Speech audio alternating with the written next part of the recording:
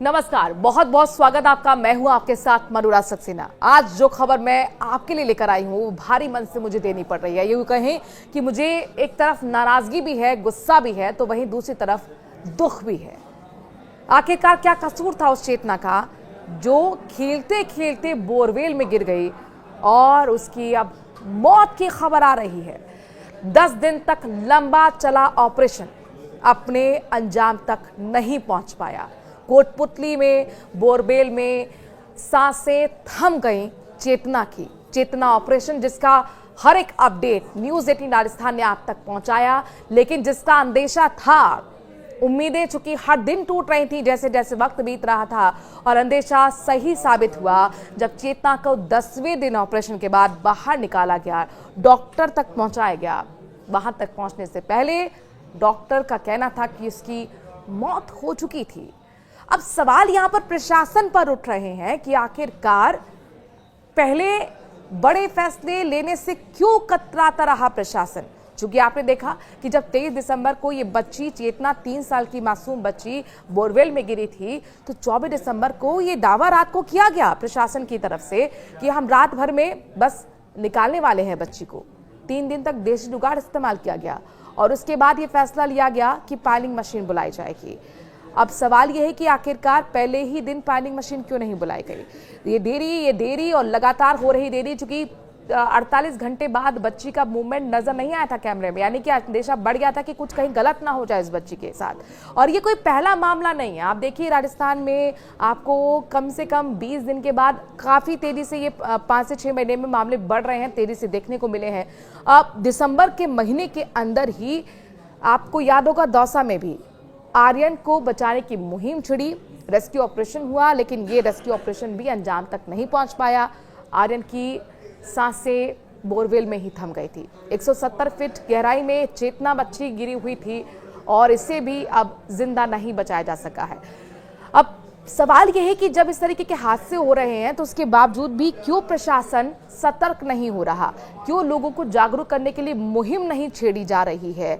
दौसा में आपको याद होगा जब ये आर्यन नहीं बचा था तो उसके फादर ने ही लोगों से अपील की थी कि हमारी गलती है, हमने खोला, हमने ही, हमारा ही परिवार ने बोरवेल खोदा था, उसको ढका नहीं था और आज ये खामियाजा हम ही भुगत रहे हैं। मैं सबसे अपील करता हूँ कि सब लोग प्लीज़ ध्यान रखें, बोरवेल खोद रहे हैं तो उसे ढके, लेकिन अल्टीमेटली जो जिम्मेदारी है वो प्रशासन की ही है। प्रशासन आखिरकार लोगों को जागरूक करने के लिए मुहिम क्यों नहीं छेड़ रहा, क्यों अब यहाँ पर इस तरीके का सिस्टम बनाया जा रहा है। पहले तो यहाँ पर इस तरीके के हादसे होने ही नहीं चाहिए। सबसे पहले तो बात यही है कि बोरवेल में बच्चा ना गिरे, लेकिन अगर हम कहते हैं कि हादसा हो भी जाता है तो आपको याद होगा कि 2005-6 की बात है, प्रिंस का यह हादसा हुआ था एक बार बोरवेल में। उसके बाद से लगातार ये मामले देश भर में भी हुए हैं, राजस्थान में तो बहुत ज्यादा तेजी से बढ़ रहे हैं। तो क्यों एक ऐसा सिस्टम नहीं बनाया जा रहा, क्यों ऐसे हम टेक्नोलॉजी का इस्तेमाल नहीं कर पा रहे जिसमें हम 24 घंटे में बच्चे को बाहर निकाल पाए। ये कोई पहला मामला नहीं है जिसमें एक मासूम जिंदगी खत्म हो गई। नए साल पर ये दुखद खबर। आपको ये रिपोर्ट ग्राउंड जीरो से दिखाते हैं कि किस तरीके से इस पूरे रेस्क्यू ऑपरेशन को 10 दिन तक अंजाम दिया गया और किस तरीके से राजस्थान में बोरवेल हादसे को दावत दे रहे हैं। रिपोर्ट देखिए। सूबे के सबसे बड़े रेस्क्यू ऑपरेशन का नतीजा 0। डेली नए प्लान, सब रहे नाकाम। प्लान बी ने भी तोड़ा दम। 23 दिसंबर को बोरवेल में गिरी थी चेतना। 10वें दिन सूबे का सबसे बड़ा रेस्क्यू ऑपरेशन पूरा हो गया, लेकिन 3 साल की मासूम को सही सलामत निकालने की कोशिश नाकाम रही। ये जो बोरवेल था जहाँ बच्ची फंसी हुई थी, उसी जगह से वो बोरवेल टिल्ट था थोड़ा।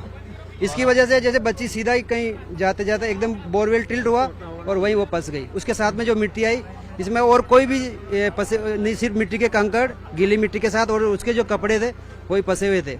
अंगुली से धीरे धीरे हमने मिट्टी को चारों तरफ से हटाते गए और धीरे धीरे हमने अपनी गोद में अपनी बहन को, अपनी बिटिया को लेके आए। 3 साल की हंसती खेलती चेतना डेड बॉडी की शक्ल में बोरवेल से बाहर आई। एनडीआरएफ के जवान महावीर जाट सफेद कपड़े में लपेटकर चेतना को बाहर लेकर आए। इसके तुरंत बाद चेतना को एम्बुलेंस से कोटपुतली के बीडीएम अस्पताल ले जाया गया, जहां डॉक्टर्स ने चेतना को मृत घोषित कर दिया। चेतना को निकालने की 5 से ज्यादा कोशिशें नाकाम साबित हुई। 23 दिसंबर की दोपहर 2 बजे 3 साल की मासूम चेतना अपनी बड़ी बहन के साथ खेलने के लिए निकली थी। पास में ही उसके पिता बोरवेल से पाइप निकलवा रहे थे। चाय पीना कितना महंगा पड़ सकता है ये उन्होंने कभी सोचा भी नहीं था। जैसे ही वो चाय पीने के लिए अपने घर पहुंचे, पीछे से चेतना बोरवेल में गिर गई। 23 दिसंबर दोपहर 1:50 पर कोटपुतली के किरतपुरा क्षेत्र में बड़ी आली ढाणी में चेतना बोरवेल में गिरी। दोपहर 2 बजे परिजनों ने पुलिस प्रशासन को सूचना दी। शाम 5:15 बजे एसडीआरएफ ने मौके पर पहुंचकर रेस्क्यू ऑपरेशन शुरू किया। शाम 6 बजे एनडीआरएफ की टीम पहुंची। रात 8:45 पर देसी जुगाड़ एक्सपर्ट्स जगराम एंड टीम पहुंची। डेली नए प्लान आए लेकिन सब नाकाम रहे। 24 दिसंबर शाम तक 4 देसी जुगाड़ फेल हो जाने के बाद आधुनिक मशीनों से खुदाई शुरू की गई। इसके बाद खबर मिली कि मासूम 120 फीट की गहराई पर अटकी है। इसी बीच 24 दिसंबर की सुबह के बाद से बच्ची की कोई हरकत नजर नहीं आई। लेकिन कहते हैं ना, उम्मीद पर दुनिया कायम है। सभी चेतना के लिए चमत्कार की आस लिए सैकड़ों लोग रेस्क्यू ऑपरेशन के आसपास रत जगह करते रहे।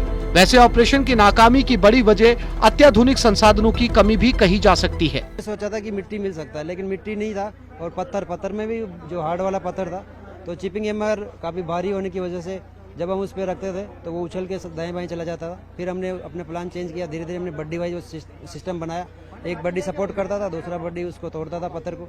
रेस्क्यू ऑपरेशन के फेल होने की 5 बड़ी वजह गिनाई जा रही हैं, लेकिन सबसे ज्यादा आरोप प्रशासन पर लगाए जा रहे हैं। प्रशासन ने फैसले लेने में देरी की। नाकामी के लिए स्थानीय लोग प्रशासन को जिम्मेदार ठहराते नजर आए। अब तक मिली नाकामी के लिए लोग स्थानीय प्रशासन को जिम्मेदार ठहरा रहे हैं। स्थानीय लोगों का कहना है कि प्रशासन ने निर्णय लेने में देरी की।